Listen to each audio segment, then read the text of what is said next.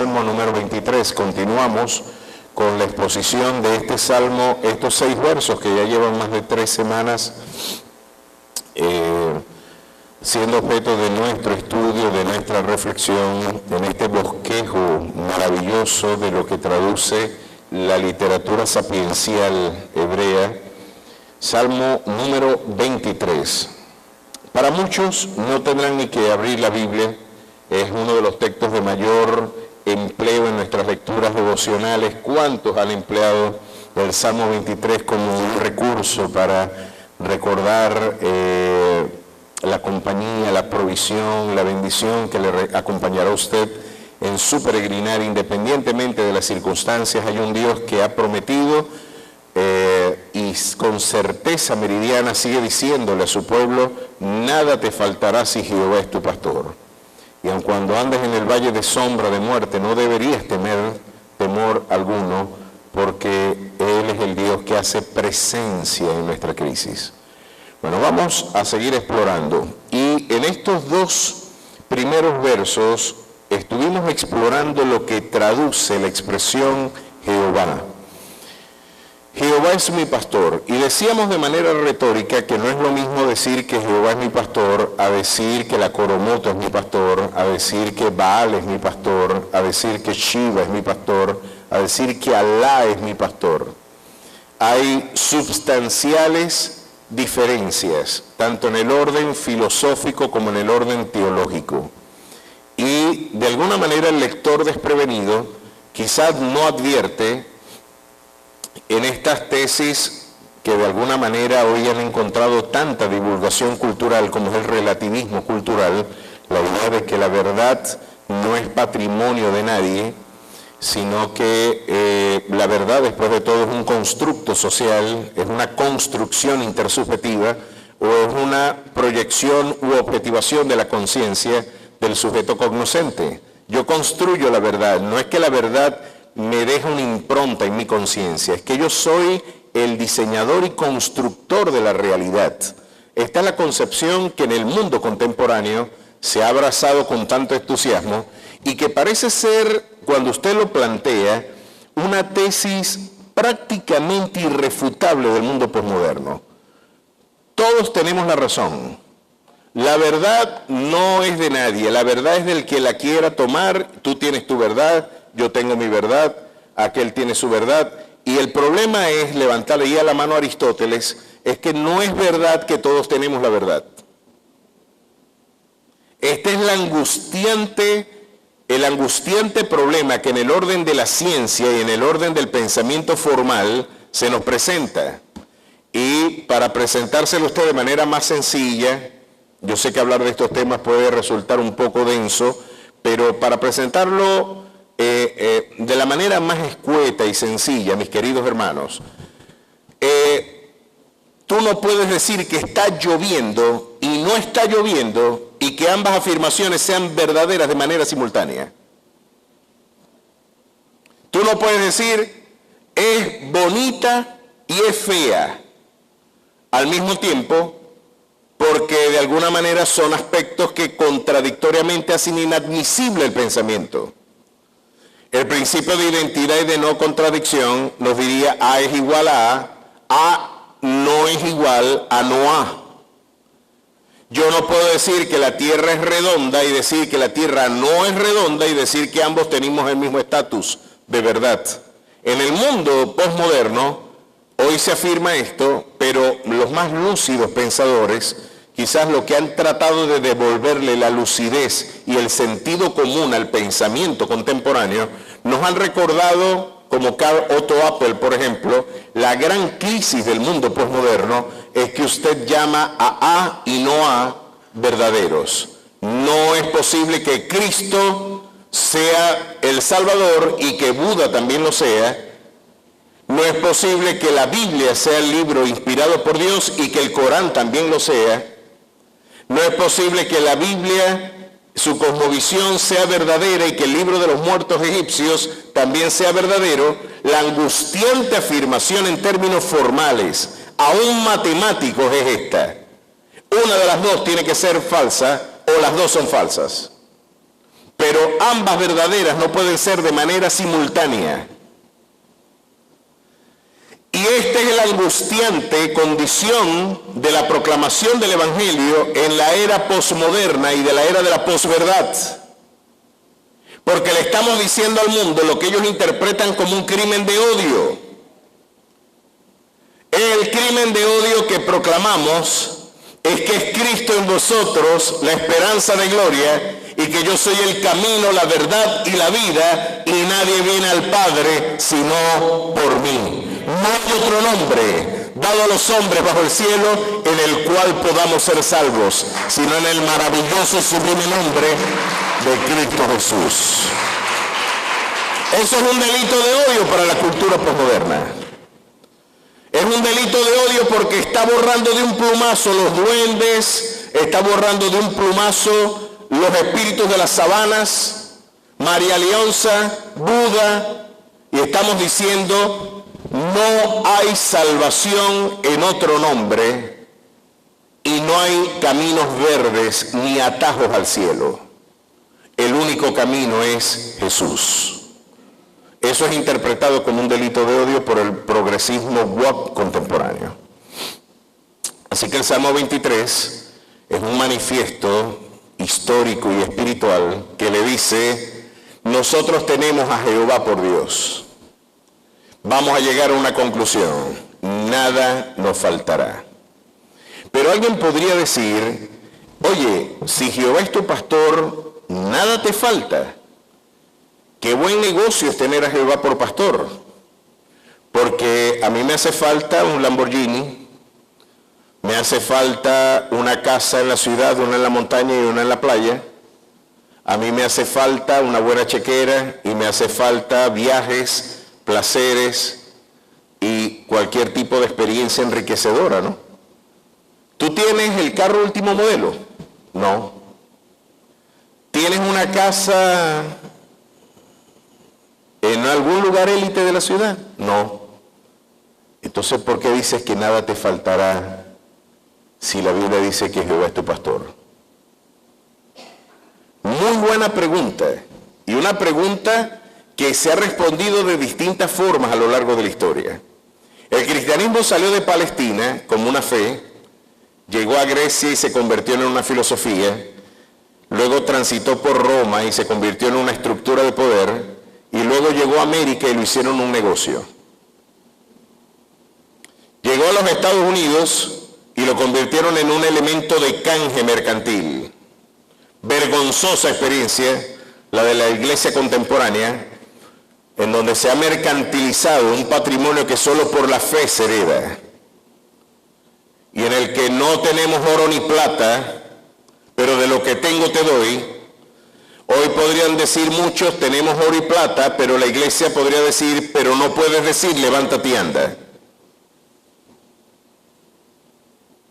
Hoy, quizás más que nunca, el Salmo 23, como manifiesto de nuestra fe, le va a decir: ¿qué es lo que no te va a faltar si Jehová es tu pastor? Porque aquí nada vamos a tener que definirlo por el mismo contexto biográfico existencial de la literatura bíblica. Vamos a ver, porque ustedes pueden afirmar conmigo que Jehová era el pastor de Pablo. ¿Cuántos creen que Pablo servía al Dios de Israel, al Dios de Abraham, de Isaac, de Jacob, al que usted y yo proclamamos y anunciamos como Rey y Salvador de nuestras vidas? Bueno, vamos a ver un momentito la experiencia paulina. Acompáñenme un momentito, por favor, a Segunda de Corintios, por favor. Segunda de Corintios, capítulo 11. Y usted va a encontrar aquí algunas cosas interesantes. En Segunda de Corintios, capítulo 11. Miren, cuando Pablo presentaba un currículum, el apóstol Pablo es una figura disruptiva para gran parte de las visiones del poder eclesiástico.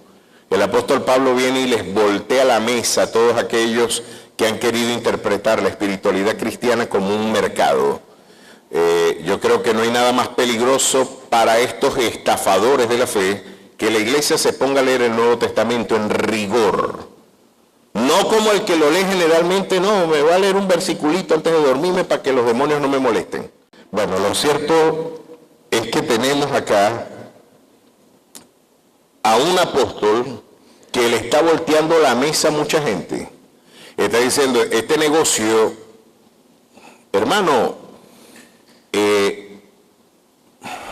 cuando Simón el mago le quiso ofrecer dinero a cambio del don celestial, en este caso a Pedro, a cambio del favor o del don del Espíritu, Pedro le dijo, tu dinero perezca contigo al pensar que el don de Dios se obtiene con dinero.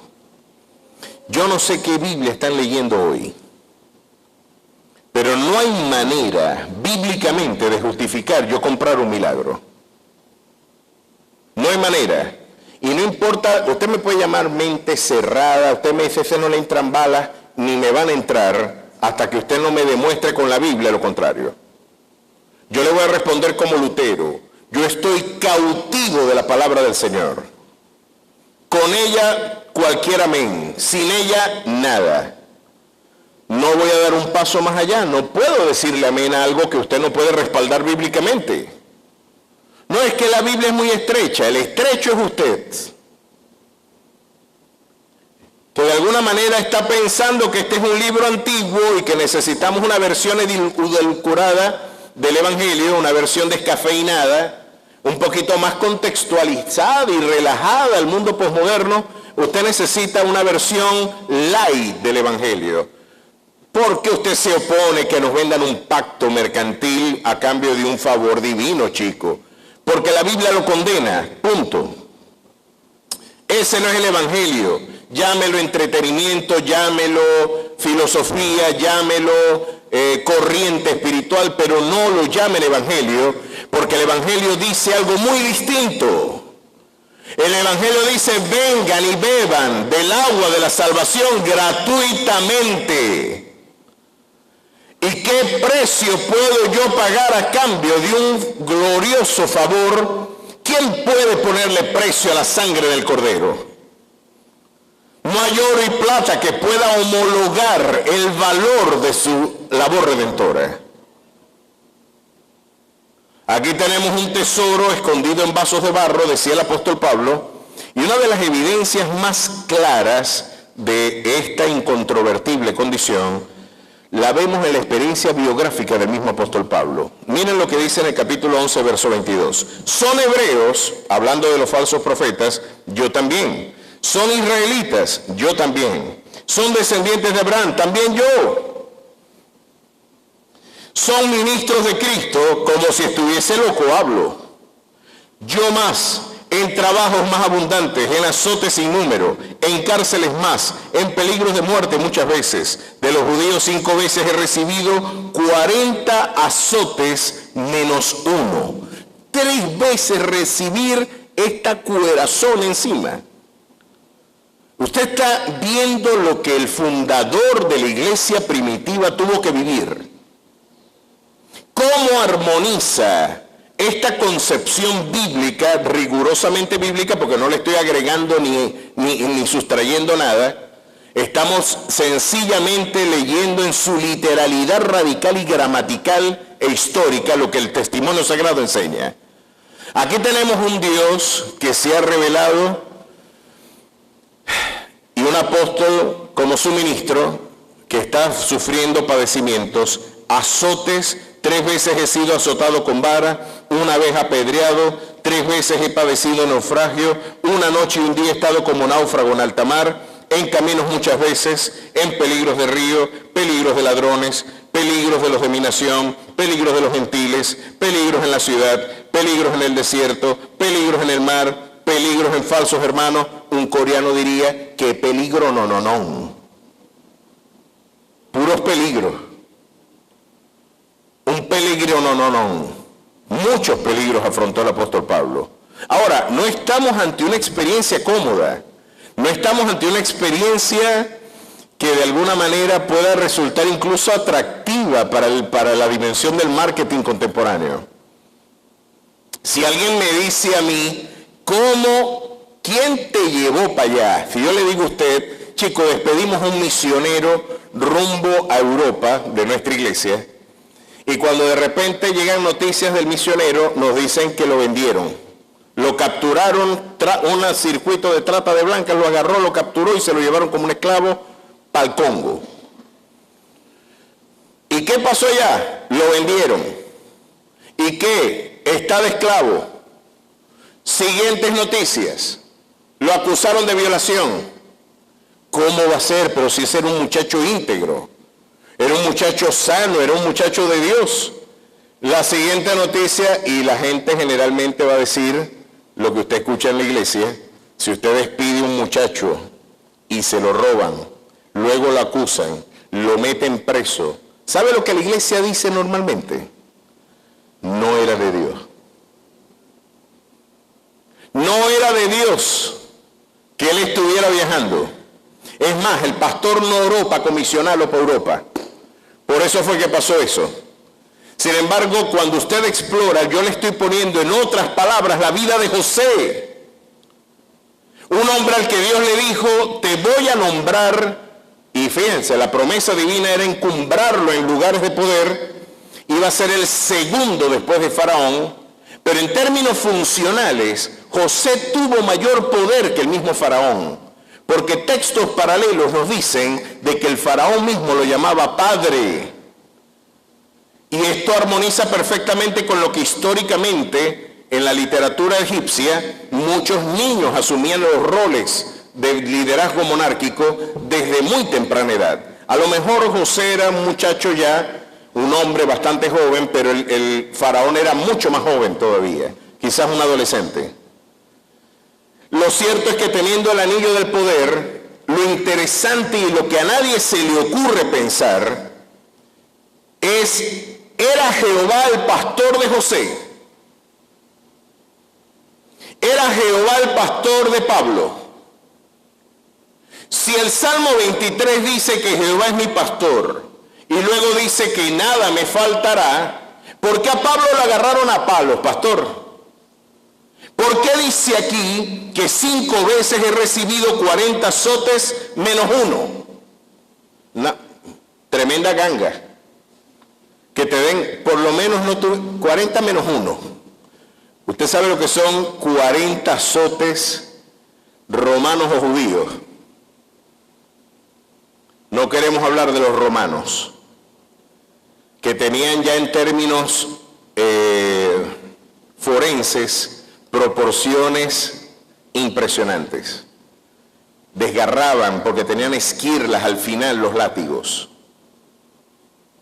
Así que tenemos una descripción bastante compleja. ¿Cómo podemos armonizar la vida de Pablo con el Salmo 23? ¿Cómo podemos armonizar la afirmación del Salmo 23 con José? ¿Cómo podemos armonizar el Salmo 23 para cuántos Jehová es su pastor? ¿A cuántos les importa entonces entender qué quiere decir el Señor cuando dice: nada te faltará? Porque podría yo presentar esto en términos retóricos, como el cantor del pueblo lo dijo en alguna ocasión: no me impongan Padre Nuestro, porque el poquito de voz yo lo guardo para preguntarles a ustedes algo que me quema más adentro que la tos. ¿Qué quiere decir bienaventurado? Porque lo de pobre me lo sé yo. ¿Por qué aumentan más los mercaderes del templo que los panes de Jesús? Porque no solamente tenemos la experiencia paulina. Miren lo que Hebreos capítulo 11 también nos describe. Usualmente, cuando nosotros nos acercamos a este fragmento de la literatura sagrada, tomamos el libro de los Hebreos como un referente de lo que se supone debe ser el triunfo en la fe. ¿Cuántos héroes de la fe tenemos en los primeros 30 versículos? 31 versículos del capítulo 11 del libro de los Hebreos. Para darle un ejemplo, tenemos la fe de Abel, tenemos la descripción de la fe de Enoc, tenemos a Noé, que por su fe condenó al mundo, tenemos a Abraham y a Sara, que en la ancianidad recibieron la bendición de poder tener un hijo. Por la fe también la misma Sara, siendo estéril, recibió fuerzas para concebir y dio a luz aún fuera del tiempo. de la edad, porque creyó que era fiel quien lo había prometido. Hasta ahora aquí podemos decir, esto sí tenían el Salmo 23 como manifiesto. Jehová era su pastor, nada le faltaba. Lograron hacer cosas como estas. Miren cosas interesantes. ¿Y qué más digo? Porque el tiempo me faltara contando de Gedeón, de Barak, de Sansón, de Jefté, de David, así como de Samuel y de los profetas, que por fe conquistaron reinos, hicieron justicia, alcanzaron promesas, taparon bocas de leones, apagaron fuegos impetuosos, evitaron filo de espada, sacaron fuerzas de debilidad, se hicieron fuertes en las batallas, pusieron en fuga ejércitos extranjeros. ¿Cuántos dicen amén? Oye, hasta acá la fe se presenta en su dimensión victoriosa, en su dimensión invicta. Vamos a ver qué otras experiencias. Las mujeres recibieron sus muertos mediante resurrección, mas otros, ya vamos a ver la importancia que tiene en la Biblia el empleo de las conjunciones adversativas. Aunque, pero, más sin acento. Sin embargo, pero, ya usted va a ver el valor que tiene. Aquí nos están empleando una conjunción adversativa. Más, es decir, pero, sin embargo, a pesar de, aunque dije todo esto, miren las otras cosas que también pasaron.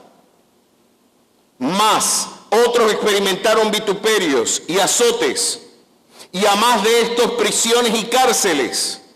Fueron apedreados, aserrados. Según la tradición rabínica, el profeta Isaías fue introducido dentro de un madero por el perverso rey Manasés y fue serruchado vivo dentro del madero. El profeta Isaías, mis amados hermanos, cuando a usted le gusta la poesía y le gusta la Biblia, usted va a encontrar en Isaías el matrimonio de un poeta con un profeta. Desde mi perspectiva, en Isaías la profecía adquirió estatus de poesía. Las imágenes más hermosas que usted puede imaginar las empleó el profeta para hablar de las gloriosas promesas de nuestro Dios. ¿Cuántos pueden regocijarse? Tú guardarás en completa paz aquel cuyo pensamiento en ti persevera, porque en ti ha confiado. ¿Cuántos dicen amén? Pero tenemos un problema. ¿Por qué murió así? Es un problema. Porque alguien podría decir, no se cumplió tu profecía. Si tú acabas de decir, Isaías 27, que tú guardarás en completa paz aquel cuyo pensamiento en ti persevera porque en ti ha confiado. Alguien podría, como los amigos de Job, como Elifaz, Bildad y Sofar, es que no confiaba en Jehová. No confiaste, Isaías. Falló tu fe. Fracasó tu proyecto espiritual. ¿Cómo podemos armonizar una vez más el Salmo 23 con la experiencia de aquellos que fueron apedreados como Esteban, aserrados como Isaías, puestos a prueba, muertos a filo de espada, anduvieron de acá para allá cubiertos de pieles de ovejas? Se me ocurre que este es Juan el Bautista, el mal vestido Juan. Imagínense Juan vestido con pieles de camello, con un cinto amarrado en la cintura, con un voto de nazareo que no se cortaba el cabello. Estoy seguro que muchas de nuestras iglesias no lo hubieran dejado predicar. La pinta loco que tuvo, sin duda.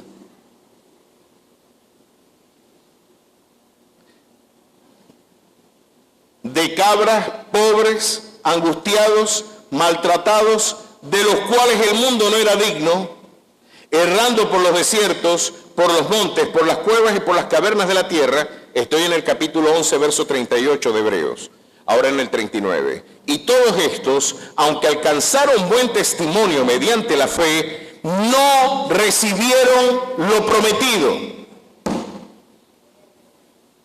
¿Qué les parece? Hermano, la Biblia es para leerla con detenimiento y no es para gente superficial, ¿sabes? Porque tenemos aquí algunos problemas que resolver. ¿Qué significa que Jehová es mi pastor y que nada me faltará entonces?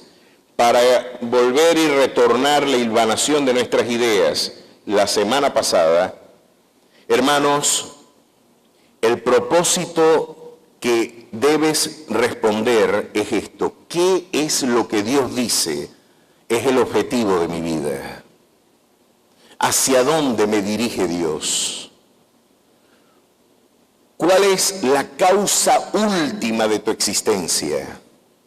¿Hacia dónde el Señor te dirige? Y permítame esta palabra técnica que va a enriquecer su vocabulario y le va a ayudar a entender un poquito más la dimensión compleja de este pasaje.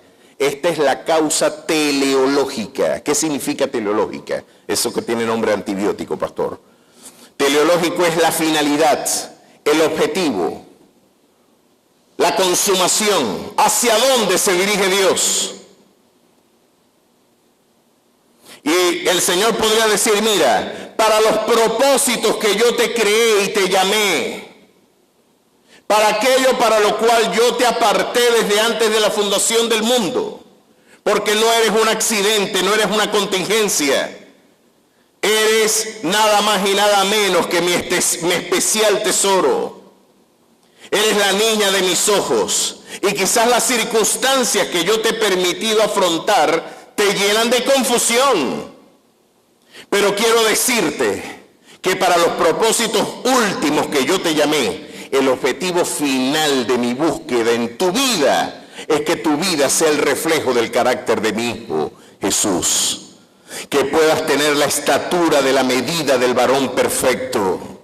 Y ¿sabes qué? Esa obra está quedando hermosa en tu vida. Cada trazo de mi amor, cada circunstancia, cada aflicción, cada privación, todo lo que te he quitado, está tratando de perseguir, forjar ese carácter en ti. Y permítame decirle, porque esta es la única respuesta, la semana pasada decíamos, si Jehová no fuera mi pastor, ¿cuáles serían mis alternativas frente a la realidad histórica? ¿Cómo yo puedo resolver? Porque igualito nos van a pasar las cosas. Usted le pregunta a cualquier transeúnte de la calle y la mayoría de la gente dice, sí, yo he estado enfermo, yo he pasado dificultades. Las dificultades y el dolor parecen ser una realidad ineludible de la condición humana. El libro de Job decía, así como las chispas son creadas para el viento, así el hombre fue creado para la aflicción.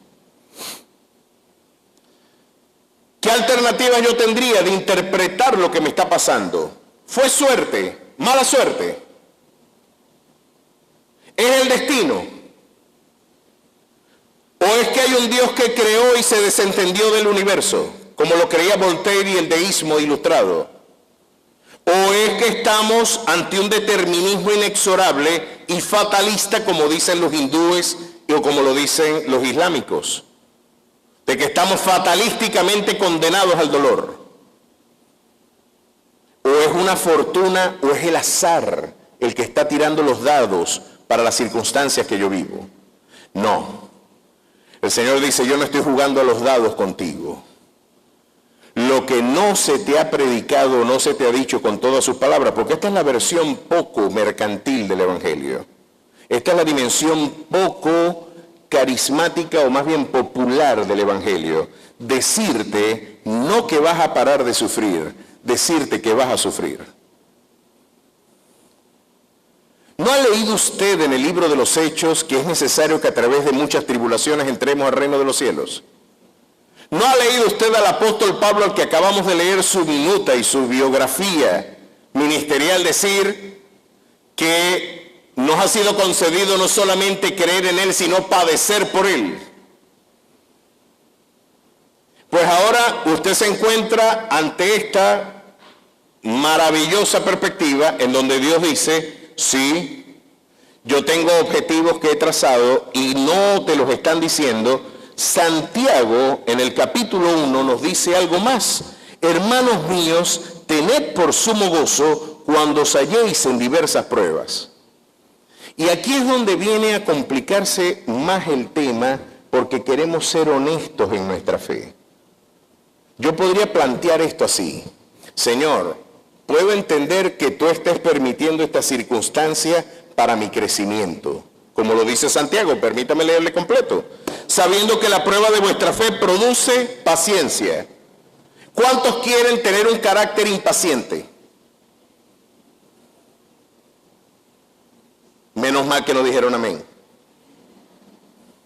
¿Cuántos quieren, sabiendo que la prueba de vuestra fe produce paciencia? El Señor está diciendo en todo caso, para que emerja la paciencia, vas a tener que ser probado en tu fe. No se da en otro contexto. Tú no te lees eso en un libro de teología. Eso no se aprende en literatura de divulgación, ni en TikTok, ni en Facebook, ni en los aparatos de divulgación que hoy tenemos. Eso lo vas a aprender en la arena, en soledad con Él. ¿Qué otro aspecto dice? Mas tenga la paciencia su obra completa para que seáis perfectos y cabales sin que os falte cosa alguna. Es decir, Dios terminaría interpretando, muy por el contrario de lo que el sentido común te indica. Yo necesito probarte para que no te falte nada. Porque yo no estoy pensando en el Lamborghini, yo no estoy pensando en tus banalidades, yo no estoy pensando en la vanagloria de este siglo, yo estoy pensando en que el carácter dependiente, en el que el carácter santo de mi hijo, en que los aspectos más sublimes de su carácter estén forjados en el corazón tuyo también. ¿Puede usted ver ahora? Entonces, que nada me faltará significa lo que Santiago dice, para que seáis perfectos y cabales sin que os falte cosa alguna. El Señor podría decir, a veces tenemos oraciones tan insensatas como la de la mamá de Juan, los Boanerges. Señor, yo quiero que tú sientes a mi hijo, uno a tu derecha y otro a tu izquierda, cuando tú vengas en tu reino. Y el Señor le dijo, ustedes no saben pedir, no saben lo que están pidiendo. ¿Cuántas veces el Señor nos dirá, chico, Él está pidiendo esto, pero no le hagas caso? Y eso es lo que pasa, ¿sabe? ¿A cuántos Dios no les ha respondido una oración? Gloria al Señor, a mí me ha... Le voy a dar un ejemplo. Antes de yo conocer a Andreina, está aquí, yo andaba enamorado. Y me había enamorado una muchacha hermosa y también cristiana. Pero de alguna manera la mamá se le metió en la cabeza que yo no era la mejor opción para ella, fíjense. No, esto no sirve para nada. Vamos a sacarla de Venezuela. Y se la llevaron para Estados Unidos. Yo oré, clamé y ayuné para que no se la llevaran. Y se la llevaron. Y de alguna manera yo decía, pero si yo le clamé al Señor y yo estuve en un taller de guerra espiritual que me dijeron 5 pasos para que Dios diga sí, 3 pasos para alcanzar tu bendición, como que me faltó un paso. ¿Qué pasó que no se pidió lo que yo le pedí, no se cumplió? Lo que pasa es que, y después yo orando al Señor, llegó ese caramelito tropical. Y dije yo,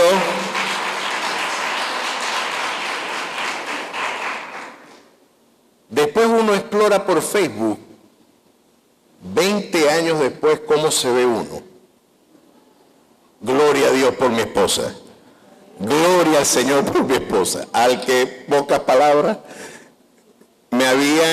yo me sentía despreciado, me había sentido vejado, me dije, no hay amor porque después de todo fue la complicidad de ambas la que logró el viaje. y yo estaba confundido en mis objetivos biográficos. Pero ¿sabe lo que el Señor responde? No. Si tú depositas tu necesidad en mis manos, yo no te voy a dar lo que tú quieres. Yo te voy a dar lo que tú necesitas, que es lo mejor para tu vida. Yo sé darte más abundantemente de lo que pides o entiendes, porque respondo conforme a mi buena voluntad. A su nombre sea la gloria. Qué bueno es depender en ese pastor. Qué bueno es saberlo. Pero Jehová es mi pastor, nada me faltará. En lugares de delicados pastos me hará descansar, junto a aguas de reposo me pastoreará, confortará mi alma, me guiará por senda de justicia, por amor de su nombre. Estamos ante un Dios, ya hemos visto, no es Alá, no es Buda, no es Krishna, no es el Quetzalcóatl mesoamericano, ni tampoco lo es los espíritus de las sabanas o cualquier otra realidad suprauránea. Estamos ante un Jehová, y lo que traduce que sea Jehová mi pastor es que estamos hablando de un Dios soberano, de un Dios autosuficiente, de un Dios que no tiene límites en su poder ni restricciones en el ejercicio de su naturaleza. No es una construcción intersubjetiva de la iglesia. Él está más allá de nuestro entendimiento. Es insondable su sabiduría. No podemos nosotros con soberbia decirle a Él lo que Él tiene que hacer. Nosotros somos con humildad los que tenemos que recibir instrucción de lo que hay que hacer. No vengo a moldear su voluntad, vengo a hacer su voluntad. Son dos caminos de espiritualidad muy distintos. Usted quiere darle sabiduría a Dios. Usted quiere decirle a Dios lo que Él tiene que hacer. Pues Dios podría responderle a usted como Job. Pues ahora cíñete como varón los lomos, yo preguntaré y tú responderás. ¿Dónde estabas tú cuando yo formaba las Pléyades? ¿Dónde estabas tú cuando yo extendía a Orión y sacaba a pasear a la Osa Menor? Contéstalo si tú lo sabes. Si lo sabes, debe ser muy antiguo.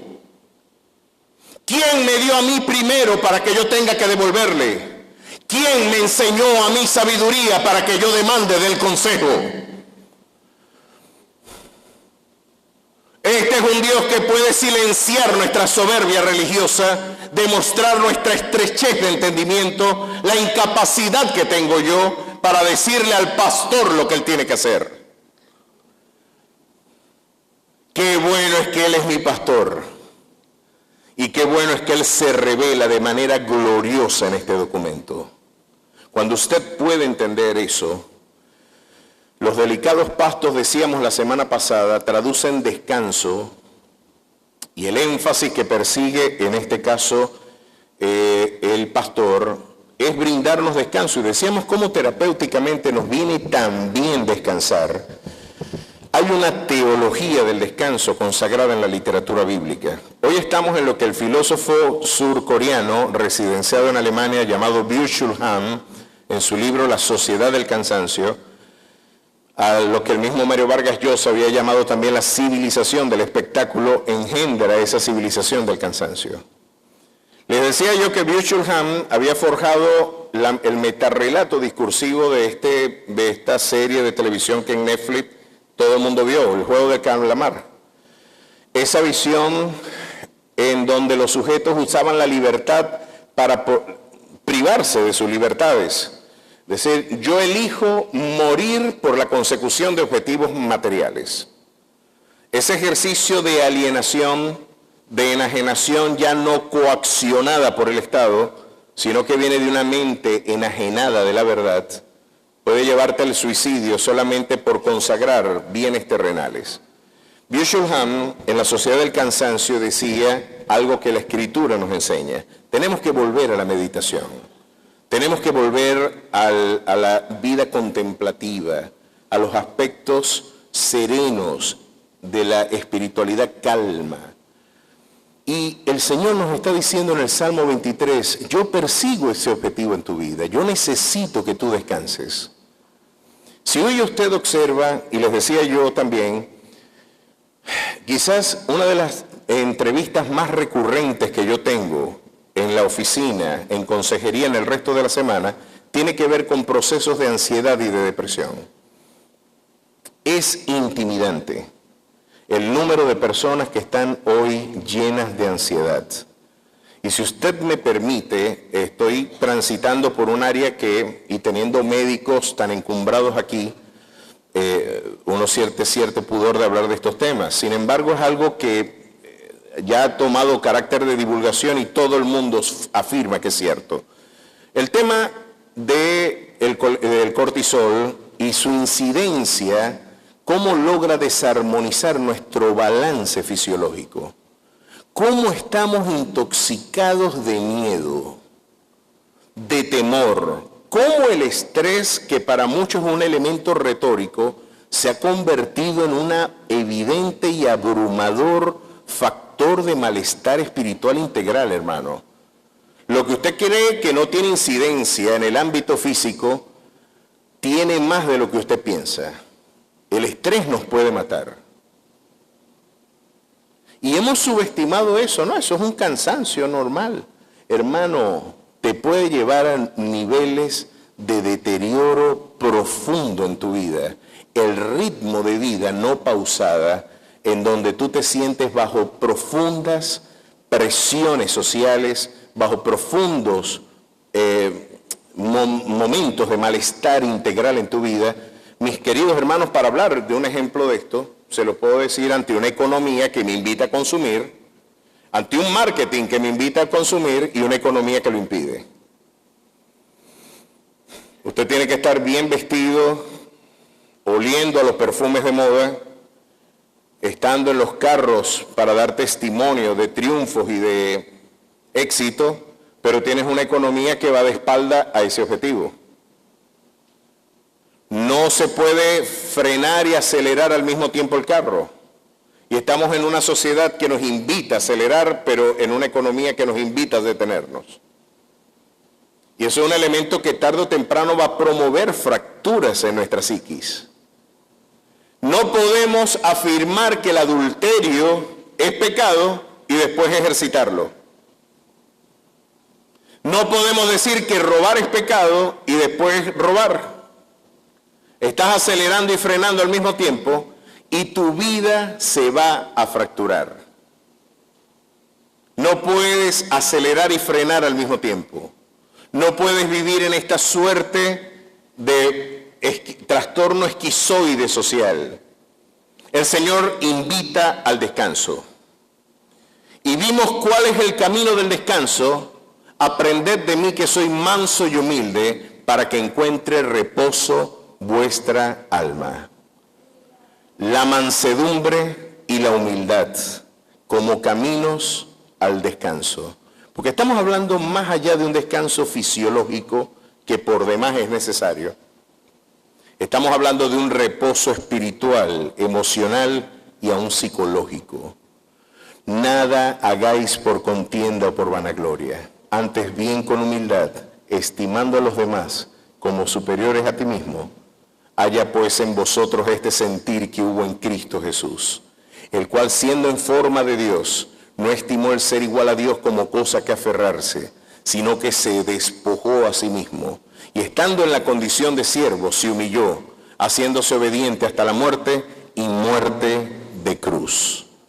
El camino descendente de la humildad, del servicio, de poder ver en los demás no una competencia, sino alguien a quien yo puedo servir, acompañar, respaldar.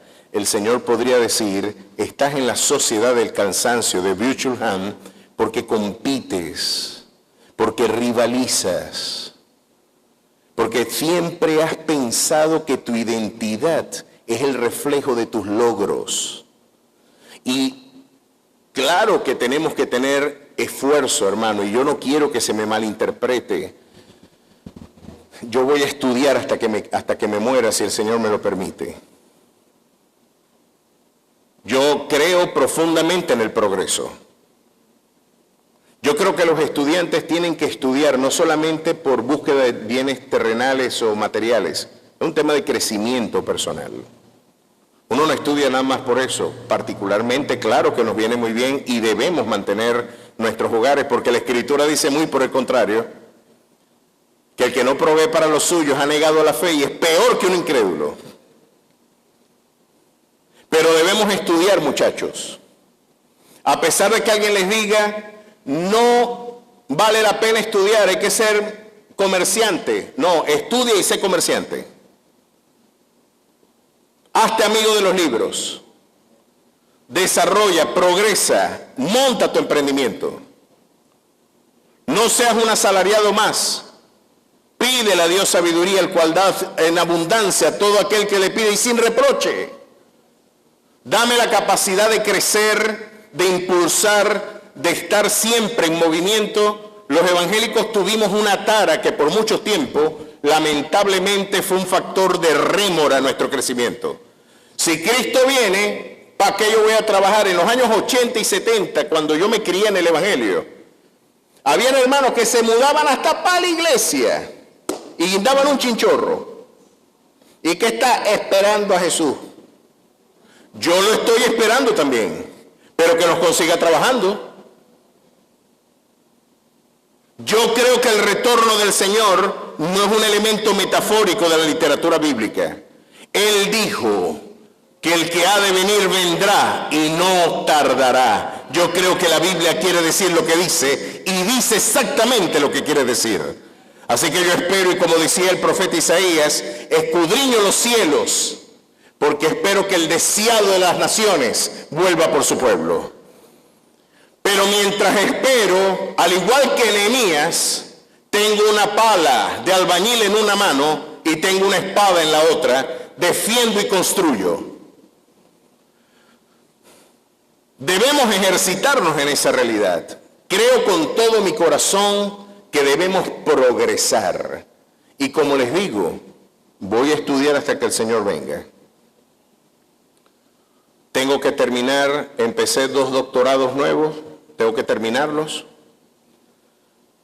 Voy después a hacer otro más, un postdoctorado. Seguiremos creciendo. Pero ¿sabe qué? Eso no es mi identidad. Uno puede decir, pero nos está diciendo ahora lo contrario, nos está desanimando. No. Es que el apóstol Pablo nos recuerda, mira, yo tengo más currículum que ese. Yo fui fariseo en cuanto a la ley, fui mucho más celoso que el resto de mis contemporáneos. Yo aventajaba a mis contemporáneos. Fui discípulo de Gamaliel, no del calembe profesor que tuviste vos. No un pirata con un parcho. A mí me dio clases el intelectual más excelso del rabinismo del siglo I, Gamaliel. Me formé en esa academia. Soy un políglota que habla hebreo, griego, arameo y puedo transitar por las distintas lenguas de la cuenca mediterránea. Puedo hablar con cualquiera de esas comunidades, interactuar intelectualmente con los filósofos estoicos los estoicos y los epicúreos en el Areópago de Atenas, y puedo hacer todas esas cosas. ¿Y saben qué? Todo lo que les acabo de decir lo tengo por basura, por la excelencia del conocimiento del Evangelio. Y la expresión griega que Pablo utiliza para hablar de todo ese currículum no es basura. Lo que pasa es que nuestros traductores bíblicos tuvieron el pudor de decir, chico Pablo, no podemos traducir, todo lo tengo por estiércol. Bueno, pone ahí basura pues. Pero la expresión griega es estiércol, y eso en mi pueblo tiene otro nombre. Yo tengo por estiércol todo lo que pretenda construir mi identidad. No es autoestimación lo que yo quiero construir. Yo quiero construir es Cristoestimación. Yo soy lo que soy es por la gracia de mi Dios. Yo soy y seré es por su amor, su misericordia, su bondad. No tengo que competir por mayores afectos. No tengo que competir por mayores aprobaciones sociales. No tengo que encumbrar 10 doctorados más para tener mayor valor. Yo soy hijo del Rey de Reyes y Señor de Señores. Yo soy el especial tesoro del Señor. La Escritura dice de que nada me podrá separar de su amor, ni tribulación, ni angustia, ni persecución, ni hambre, ni desnudez, Antes en todas estas cosas, puede decirte el Señor, eres más que vencedor por medio de aquel que te amó. Así que me quito el ropaje de mis logros y me pongo el ropaje de la justicia de Cristo. Allí hay descanso. No tengo que competir con nadie, no tengo que rivalizar con nadie. Yo soy lo que soy, es por su misericordia. Y eso te humilla, te constriñe, pero luego te exalta. Porque ninguno de tus logros puede superar lo que Él hizo por ti. Esa es auténtica identidad. Esas aguas de reposo consoladoras son las que Jesús dice, si tú tienes mi yugo, que es ligero y fácil de llevar, vas a encontrar reposo en tu vida. Y les decía yo que el reposo, en todo caso, del que Jesús nos habla,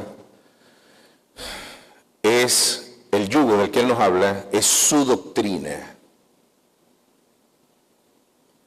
¿Cuántos desafiamos la doctrina de Jesús en nuestra cotidianidad? ¿Cuántos insistimos en competir, en rivalizar, en mantenernos en una actitud beligerante, de pleito? No hace falta que te reconozcan tu valor, ya tú lo tienes en Él. Qué bueno es que ya, usted se imagina, a mí qué me importa lo que digan si ya Cristo me dijo lo que soy. Usted tendrá que elegir ese auditorio de una sola persona y vivir como dijo Martin Luther King en su momento, Dios y yo somos mayoría. A su nombre sea la gloria. Celébrelo.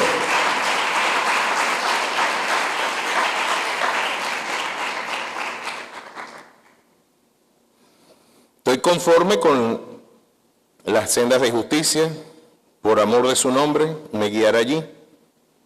Allí nos queremos quedar. Yo me imagino la actitud de Pedro, de Jacobo y de Juan, y de todos los que pudieron contemplar a nuestro Señor. A mí me hubiera gustado ver cómo se despertaba Jesús.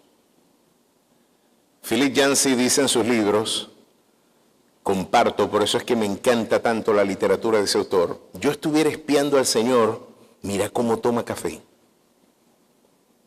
Ve, chico, y come esto. ¿Verdad? ¿Y cómo se vestía? ¿Y cómo hablaba? Echaba chiste. Era ameno, sin duda. Y él no quería que lo descubrieran, ¿sabe? Hacía un milagro, nada más y nada menos que darle la vista a un ciego, al que todo el pueblo conocía, y él quería que nadie se enterara. No le digas a nadie. ¿Qué diferencia la nuestra, no? Dile a todo el mundo lo que el ungido hizo por ti. Aquí se va a derramar la unción porque llegué yo. No, aquí vemos a un Jesús más bien retraído de la aprobación social. No estoy persiguiendo la gloria del hombre. No le digas a nadie lo que sucedió contigo. Pero era como esconder un sol dentro de un cuarto. Dentro de esa cotidianidad. Yo me imagino a Jesús, sin duda alguna, tierno, firme, veraz, pero compasivo. ¿Sabe que uno de los elementos que más me indica cómo podía ser de afable el perfume de su presencia? Usted ve que los niños no se le acercan a cualquiera. Y los niños siempre dicen la verdad. Un niño nunca se le va a abrazar a un tipo mal encarado, malhumorado. Usted se imagina un niño llegándole a otro, porque no, los niños se acercan donde ven ternura, donde ven cuidado, donde ven amor, donde ven afecto. Y los niños venían agolpándose detrás de él. No era una figura iriática, inflexible, acartonada, inaccesible, no. Tuvo que ser muy cálido. Los niños querían estar con él, eso no es normal. Y yo me imagino querer estar con Jesús te invita a armar una choza y decir, no me quiero mover de aquí. Hay demasiado placer en tu presencia. Hay demasiado bienestar al lado de ti. Hay delicias a tu diestra. Vamos a hacer una choza y nos quedamos aquí. ¿Qué te parece? No, hay que descender. El camino sigue. Y aquí es donde se pone la historia compleja. Aunque ande en valle de sombra de muerte. ¿Sabe que este es el centro matemático del Salmo? Es lo que vamos a leer acá. No temeré mal alguno, porque tú estarás conmigo. Tuve la bendición de conocer a el editor en jefe de la Nueva Traducción Internacional para la sección del Antiguo Testamento, un especialista en hebreo, traductor de hebreo, y en una de sus conferencias, el doctor Alfredo Tepox, recuerdo, mexicano, encumbrado, un lingüista y traductor formidable, nos decía, mira, el Salmo 23 tiene una particularidad matemática extraordinaria que uno no la advierte en la lengua castellana. Y es que el centro matemático del Salmo, sobre el cual se pretende gravitar toda la experiencia poética, porque esto es un poema, lo que pasa es que la poesía hebrea no tiene las características de la poesía hispánica, consonántica, musical, es una poesía más que marcha a los ritmos del pensamiento, de tesis, antítesis, de contrastes, de síntesis de ideas, de reiteraciones enfáticas. Sin embargo, el salmista David, que está viviendo una experiencia biográfica abrumadora, porque ponte tú en el calzado de David, para que usted pueda entender este salmo que para muchos es titulado también como el Salmo del Exilio. El hombre que ha sido exiliado y que está retornando a casa reivindicado en su derecho transgredido. Ya vamos a ver cómo la imagen pasa de un pastor a un anfitrión. ¿Cómo pasa de un pastor a un anfitrión? No nos vamos a quedar solo con el pastor, pero el pastor, para ser anfitrión, ahora me tiene que ayudar a transitar por una senda peligrosa y oscura. Pero no importa la formación que tengamos, siempre este tránsito nos toma de sorpresa. No importa el tiempo que yo tenga de comunión con Él, siempre es angustiante este tránsito en el paraje oscuro de nuestra vida, en la noche oscura de nuestra alma, donde el Señor dice, tenemos que caminar por acá. Después de todo, la fe es la afirmación de mi amor en un contexto que parece negarlo. Vemos esto invariablemente en cada uno de los episodios donde los santos son probados. Dios te da una promesa y después tus circunstancias la niegan. Dios te dice, te voy a dar un hijo, y pasan 17 años sin que llegue. Abraham, voy a traer un diluvio y vas a hacer un barco en la montaña. ¿Y quién hace un barco en una montaña? Hay que tener fe para hacer un barco en una montaña. Es que es objeto de burla. Esto es un avión subterráneo. Y más aún, como dirían algunos, no tenían la experiencia de la lluvia todavía como criterio meteorológico, y que algo inunde es inverosímil, es imposible. Dios te dice que te va a respaldar y naufragan los barcos de tu peregrinación misionera. Ahora estamos en el punto donde el doctor Alfredo Tepox dice, el eje central y matemático, 23 palabras hebreas arriba, 23 palabras hebreas abajo. ¿Saben lo que dice el medio? No temeré mal alguno, tú estarás conmigo. A su nombre sea la gloria. Lo que yo quiero es que tú entiendas el valor de mi promesa. Aquí se acrisola una vez más el carácter del cristiano Y el Señor está diciendo, puedes cantarme así como en los delicados pastos, así como en las aguas de reposo. Puedes seguir cantando cuando en el valle donde transitemos la muerte te haga sombra. ¿Podrás tú cantar como Habacuc cantó?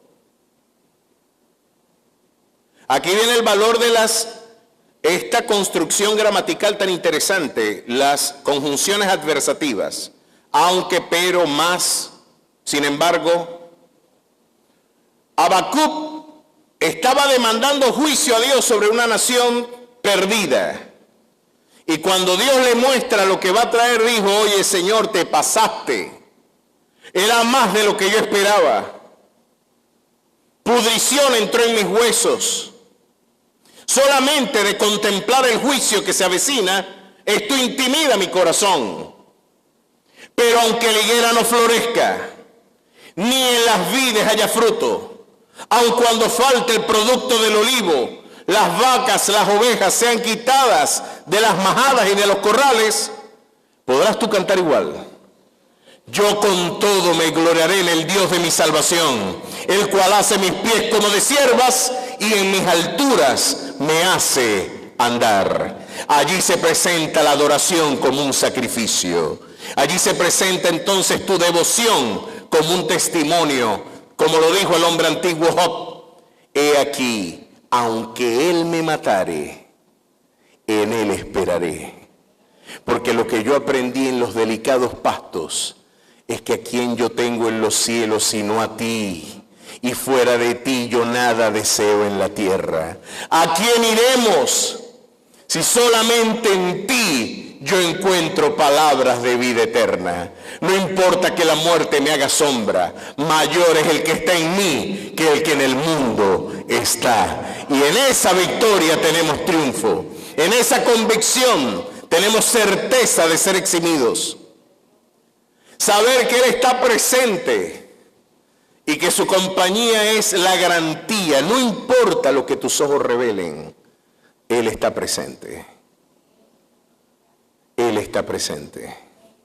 ¿Saben qué? A mí me llama mucho la atención que cuando los 3 jóvenes entraron en Babilonia, ellos juraron que Dios, y si Dios nos libra, porque yo pido cuando yo estoy metido en problemas, el Señor le pido, Señor, quítame este dolor de muela. Yo no le voy a decir, Señor, dame 3 muelas así, que estén cariadas. Qué bien se siente esto. Qué bien. Dame 2 muelas más cariadas. Ni que yo estuviera enfermo mental, oro sí. Que me hubieran dado un botellazo en la cabeza. No, Señor, quítame esto. Estoy machucado, desmachúcame. Dame una salida, permíteme salir de esta crisis. Y de alguna manera, yo me imagino que los 3 jóvenes en Babilonia también dijeron lo mismo. Señor, líbranos del horno. Pero saben, Dios dice no, tenemos que pasar por allí. Pero lo que sorprende de esto es que el Señor, lo que Nabucodonosor pudo distinguir, nosotros arrojamos 3 en el horno. ¿Por qué vemos a un cuarto con semejante de los hijos de los dioses? ¿Quién es ese que está allí? Si solamente arrojamos a 3, ¿por qué veo un cuarto con apariencia hermosa como los hijos de los dioses? Porque ese es el Dios que dice, nunca te dejaré, yo siempre te sustentaré. Y si no te libro del horno de fuego, yo me voy a meter contigo allí. Porque yo no soy un Dios que dé la espalda, este es el Dios que no desampara. Él es el que prometió diciendo, aun cuando andes en el valle donde la muerte te hace sombra, no temas mal alguno, yo estaré contigo. A su nombre sea la gloria. Aquí tenemos un Dios que invariablemente ha hecho presencia en mi crisis. Qué bueno es que usted ame esa presencia. Mis queridos hermanos, el desierto lo que nos enseña es a valorar lo esencial. Yo siempre he dicho de manera quizás humorística, imagínense yo caminar los médanos, me voy de aquí del culto, a caminar a pasear a los médanos en Flusao. Ya en la primer cerro me quité el flujo. Y 2 médanos más abajo voy sin franela. y me quito las botas o los zapatos porque uno dirá, qué espectáculo tan feo verdaderamente. Pero usted diría, ¿qué va a hacer en ese calorón con un flu? Te pones descalzo y a lo mejor caminas mejor. Porque uno se va quitando las estupideces que tiene como taras en la mente. Y el Señor dice, ¿sabes por qué el desierto es tan fecundo para mi encuentro contigo? Porque te vuelves austero, porque aprendes a valorar los aspectos esenciales de mi comunión contigo. Porque como le dije al profeta Oseas, aquel profeta que para ilustrar mi amor contigo, lo invité a casarse con una prostituta y restaurar la vida de esa prostituta y darle un nuevo comienzo a una prostituta. Yo quiero decirte que yo te amo más de lo que Oseas amó a su propia mujer. Yo te llevaré al desierto y allí hablaré a tu corazón. Otras versiones dicen, y allí te enamoraré de nuevo. ¿Qué les parece?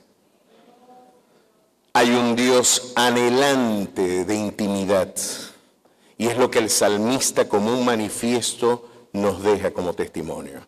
Pero no basta esto. ¿Sabe qué?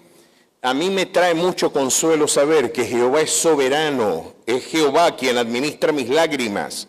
El profeta Jeremías dijo algo, y yo se los he reiterado tantas veces a ustedes, que podría ser escandaloso para la concepción del sentido común. Lo que dice Jeremías, por ejemplo, en el sitio de Jerusalén, ¿quién será aquel que diga que sucedió algo que el Señor no mandó? De la boca del Altísimo no sale lo malo y lo bueno.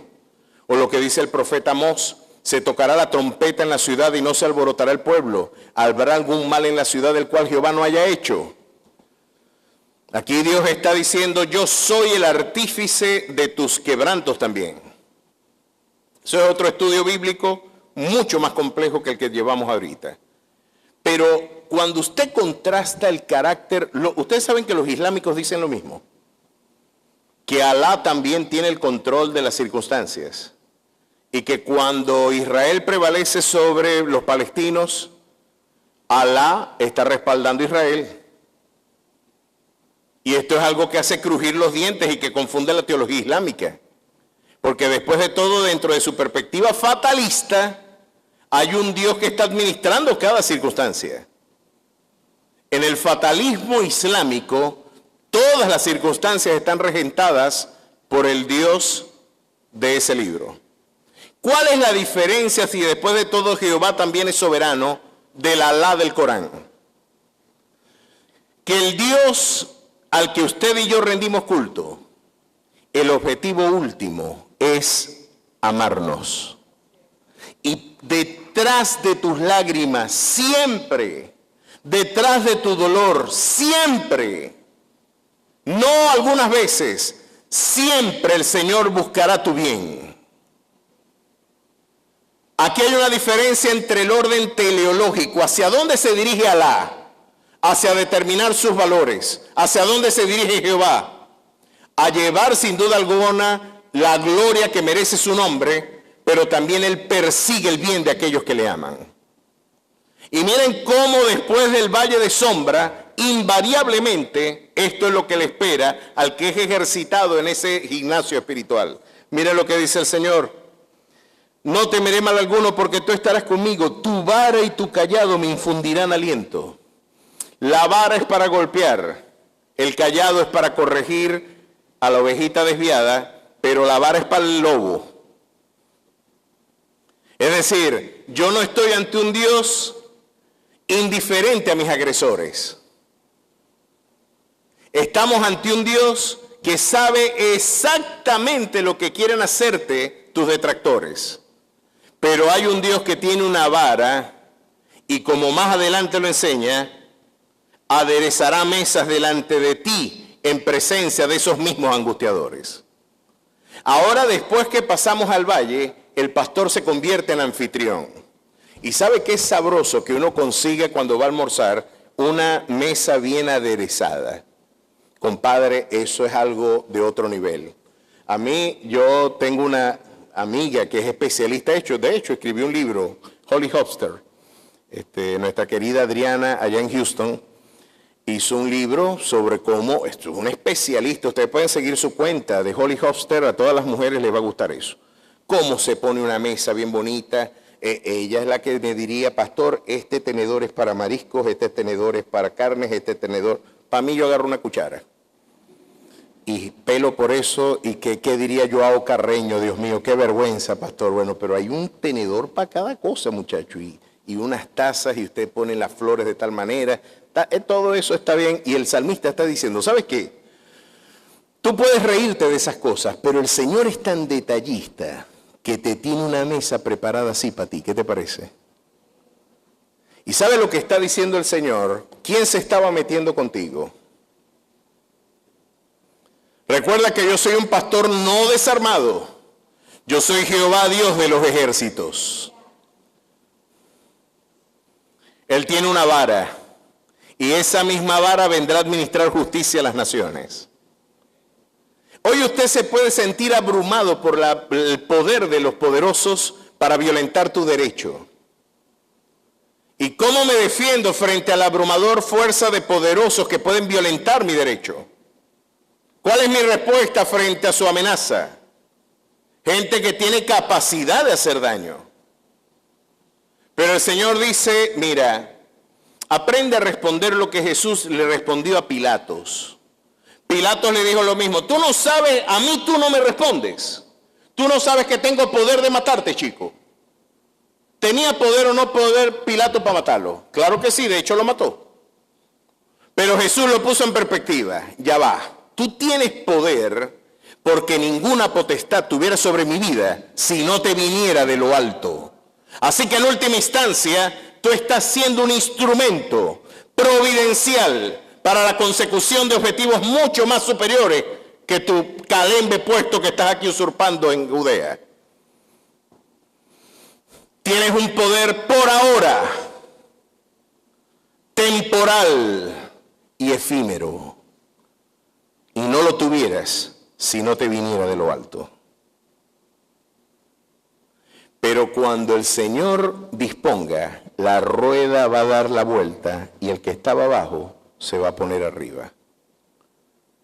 Y Dios va a armar una mesa y estira el mantel.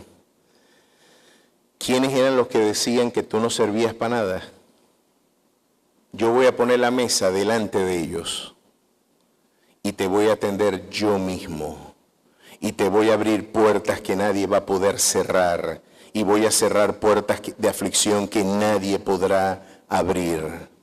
Yo iré delante de ti cual poderoso gigante, y podrás decir conmigo, si Dios es conmigo, ¿quién contra mí?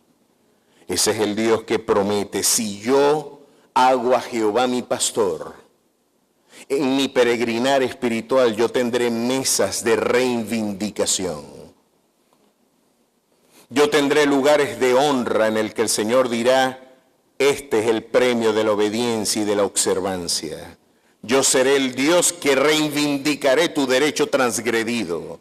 Y le voy a demostrar a Amán que hasta las propias horcas que emplearon para matarte serán empleadas para él. Porque las saetas de los que te aborrecen se devolverán contra ellos. Eso es lo que Jehová puede hacer. El Dios que adereza mesa es el Dios que está orquestando un plan de reivindicación. Hermano, no tengas temor a los comentarios. Es imposible que usted, yo le pregunto a usted si está atormentado porque están hablando mal de usted. ¿Usted puede evitar que hablen mal de usted? No, ¿verdad? Porque usted no administra esa lengua. ¿Qué puede usted administrar? La respuesta que yo tenga frente a lo que digan. Usted no puede decir, bueno, ay, si yo le parezco así, ¿qué rayos voy a hacer? Ahora, si es el Señor quien está hablando, eso es otro estudio bíblico. Si usted es adúltero y la Biblia condena el adulterio, no espere flores. No espere de alguna manera ser premiado por Dios. Usted no invoque bendición sobre un acto de desobediencia. Pero si usted está en sujeción al Señor y usted afronta el escarnio del menosprecio, de la lengua descalificadora, de la lengua detractora, hermano, El que cree en el juicio final no tiene temor de los juicios intermedios. Yo creo que algún día el libro de la vida se va a abrir. Y en ese libro van a estar presentes los muertos grandes y pequeños. Y en ese libro se escribió no lo que dijeron los detractores. En ese libro se escribe lo que la gente hace. Y el Señor administrará justicia con vara de hierro. Él está aderezando mesa en presencia de los que hoy te angustian. Toda lengua que se levante contra ti, el Señor la desechará. A su nombre sea la gloria. Miren qué interesante. Ciertamente el bien y la misericordia me seguirán todos los días de mi vida. Y sabe que yo les decía que qué bueno es que no es que yo estoy persiguiendo el bien y la misericordia, es que el bien y la misericordia me persiguen a mí. ¿Sabe que yo me le he querido zafar a Dios? Y no puedo. No se haga loco, usted también. Usted habrá tenido en algunos momentos de su vida algunas opiniones que dirá, yo creo que mi idea es mejor que la de Dios. Yo tengo este plan de vida, tengo este proyecto, tengo este anhelo, tengo esta esperanza, y creo que lo que quiero es mejor que lo que tú quieres para mí. Después de todo, ¿qué hay de malo en esto que estoy pidiendo? ¿Qué hay de malo? Yo me quiero zafar. No, yo no quiero hacer tu voluntad. Por primera vez, déjame hacer la mía. Qué bueno que Dios es buen Padre, ¿sabe? Y no nos deja merced. Claro, si yo me muevo y me pongo malcriado, me van a disciplinar. Porque este Dios no anda con esta caricatura de paternidad que nos brinda el mundo posmoderno. Este Dios sí agarra un azote y nos pone en disciplina de inmediato. Este Dios sí disciplina y sí corrige, porque Dios a quien ama castiga como el Padre al Hijo a quien quiere, decía Salomón. Pero es interesante ver, hermano, que si dependiera de usted, el bien y la misericordia no estuvieran en su vida. Hay un Dios que insiste, hay un Dios que persiste en querer bendecirnos. Hay un Dios que persigue el bien de aquellos a los que Él ama. Qué bueno es que no depende de ti, querido hermano. Como diría J.I. Packer, yo me he querido zafar del abrazo de Dios, pero sus brazos de amor son mucho más fuertes. Mi torpeza me ha querido llevar por caminos y derroteros muy distintos a los que su gracia me ha permitido transitar. Pero su brazo de amor siempre me ha alcanzado, el bien y la misericordia. He sido testigo de que han sido dos nodrizas que cuando he querido tomar un rumbo me han llevado con ternura una vez más a la senda de la salvación. Qué bueno es tener a Jehová por pastor, qué bueno es tener a Dios por Padre, a su nombre sea la gloria. Qué bueno es que estés condenado a su amor. Estoy condenado a vencer en Él. Por eso se nos dice, eres hupernikao. La expresión griega para más que vencedores es super vencedor, más que vencedor. ¿Cómo no va a ser vencedor si me regaló la victoria antes de correr? Si ya Él la ganó para mí, hasta la corona se la debo. Por eso cuando estemos en gloria, hasta nuestros triunfos tienen que estar en los pies del Cordero de Dios. Por eso en esa hora, cuando estemos cara a cara con nuestro glorioso Salvador, ni siquiera mi corona me la puedo yo atribuir. Toda la gloria, toda la excelencia, todo el honor sean para el que vive y reina por los siglos de los siglos. Dele alabanzas a ese Rey. El bien y la misericordia te están siguiendo y te alcanzarán, hermano. Qué bueno es que no depende de ti, dependes de su amor. Si dependiera de mí, lo pierdo. Qué bueno es que no depende de mi torpeza. Yo tengo que darle todo el crédito a mi Señor. y a su bondad. Y miren qué bueno, ya no es solo un anfitrión. Ahora me dice el Señor, te vas a quedar a vivir conmigo. No solamente soy tu pastor, no solamente soy tu padre, no solamente te enseñé que te protejo, te cuido, te doy descanso, te sirvo una mesa, te llevo por una senda de justicia y de bendición. Tengo 2 nodrizas que no te van a soltar porque yo soy buen padre, protector, y para donde tú vayas están esas 2 que ya las encomendé, que se van a meter en problemas conmigo si no te cuidan. Y estás condenado a vencer en mi amor. ¿Y sabes qué? Quiero que te mudes a mi casa. Quiero que vivas eternamente conmigo. Y en la casa de Jehová moraré por largos días. ¿Cuántos quieren vivir eternamente abrazados a este glorioso pastor de nuestras almas? ¡Qué bueno! Qué bueno es saber que tenemos un Padre que nos ama así. De pastor a anfitrión, de anfitrión a hospedador. Después de todo, por algo lo llamamos Padre eterno. El Señor en este salmo nos expolió lo que nos espera en el mañana. Un spoiler es un anticipo inadvertido de que a usted le cuenten una película antes que termine el final. ¿Cuántos se han puesto a ver películas con gente que es así? No los invite nunca. Se va a morir el protagonista, ahorita lo matan. Muchacho, ¿y vos qué haces aquí? Perdí todas las cotufas y los tostones y el refresco, todo. Y ahora se va a morir, sí, lo mata este y después, no, bótenlo de la casa y sáquenlo de aquí. Pierde expectativa en una película. Ahora, yo no importa, yo soy del tipo, mi hija y yo, Sofía, yo no sé cuántas veces se ha visto la película Son como niños. Y la ve y se ríe igualito. Yo estoy delirante por 2 películas que a cada rato pongo y las veo y créanme que me río como un bobo a pesar de que sé lo que viene. Los dioses deben estar locos. ¿Ustedes no han visto esa película? Los invito a verla conmigo. La he visto como 100 veces, desde muchacho a los 11 años hasta ahorita la estoy viendo. Y Forrest Gump. Forrest Gump, no importa las veces que la vea, siempre la veo con igual expectativa.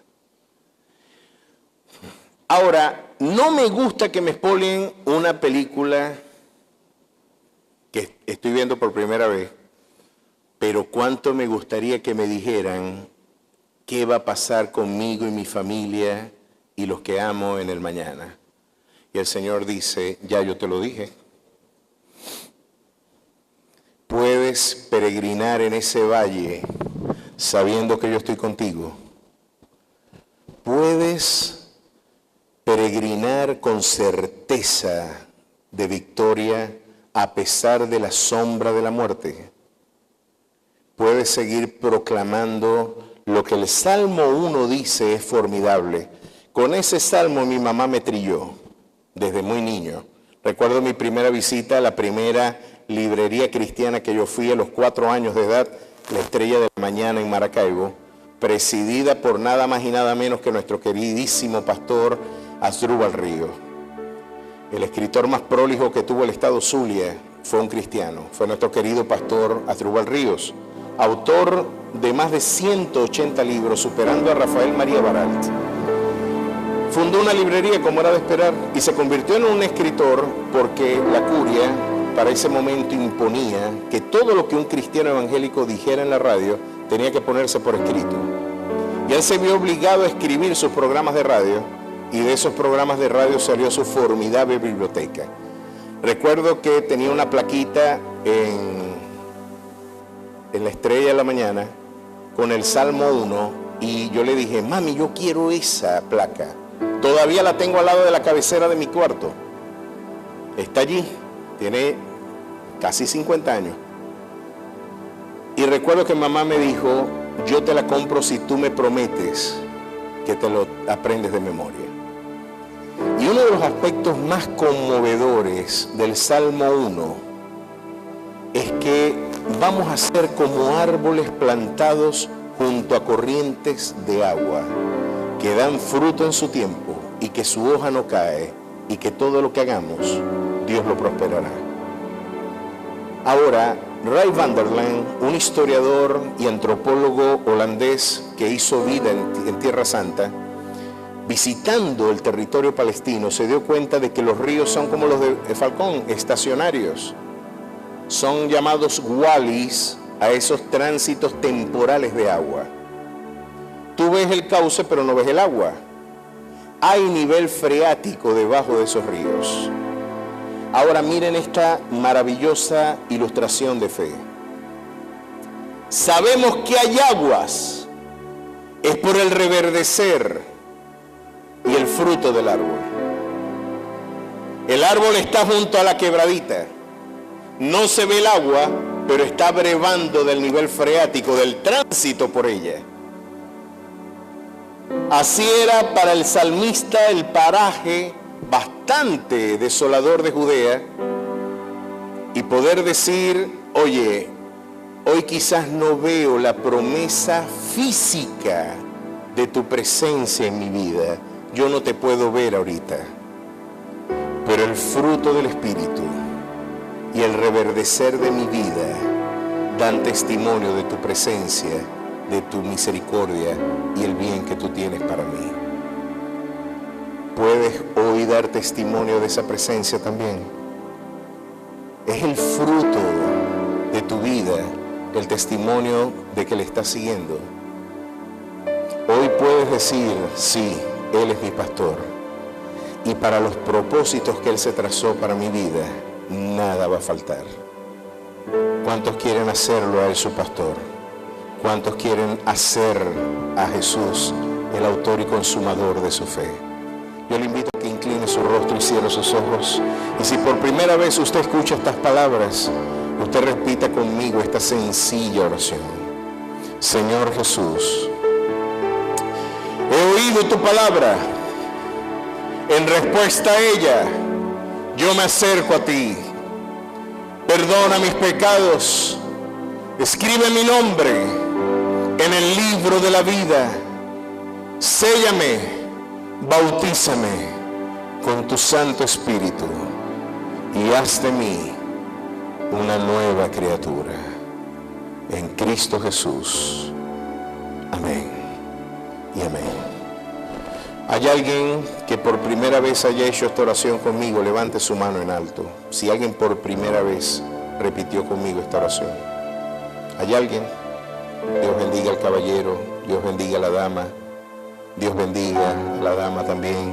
¿Alguien más? Levante su mano en alto. Dios bendiga a la dama. Dios bendiga a los jóvenes.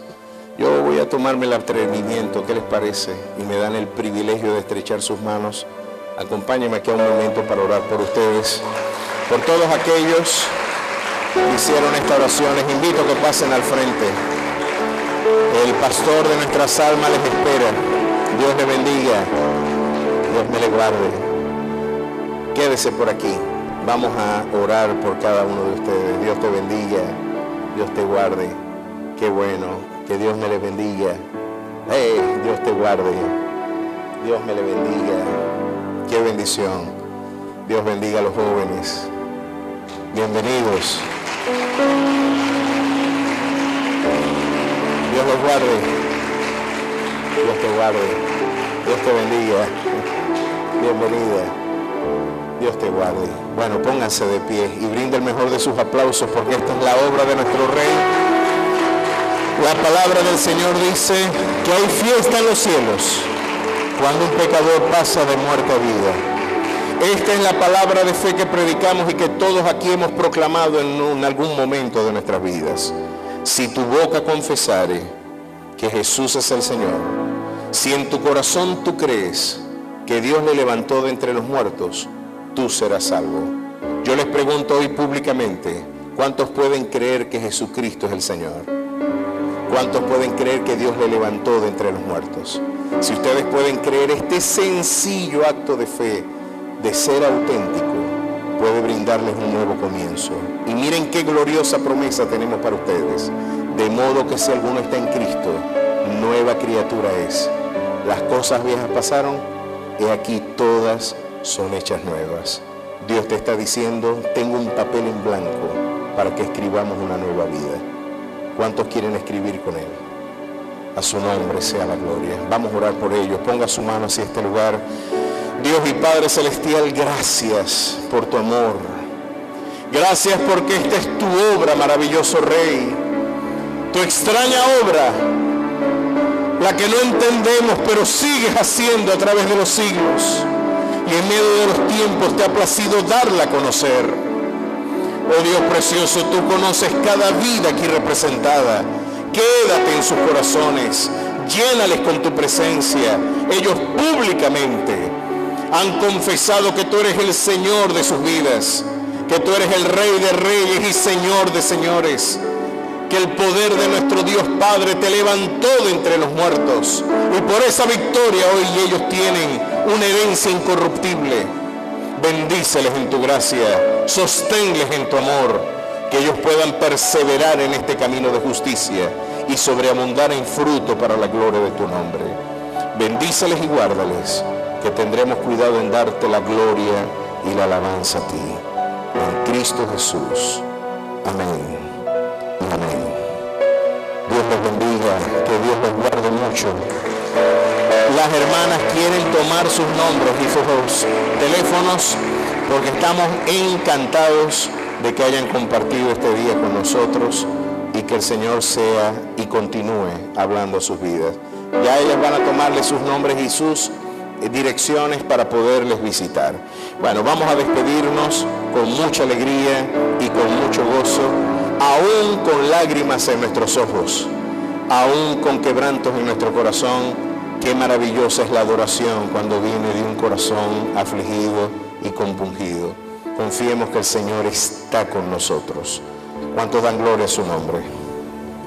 Gloria a Dios. Alabemos.